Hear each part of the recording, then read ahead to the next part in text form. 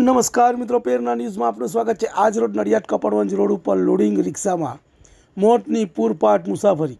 નડિયાદ સંત Anna સ્કૂલથી court road તરફ જતી લોડિંગ રિક્ષામાં વિદ્યાર્થીઓને માલ સામાનની જગ્યાએ ભર્યા હતા।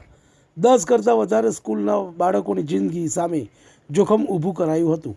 નડિયાદમાં મિલ રોડ, સંત અન્ના રોડ, ગણપતિ ચોકડી, બિલોદરા જેલ પાસે ટ્રાફિક પોઈન્ટ નડિયાદ શહેરમાં નેત્રમના કેમેરા બંધ, ગાડીની અંદર સીટ બેલ્ટ નથી પહેરતા નાગરિકોને પકડીને મેમો અપાય છે।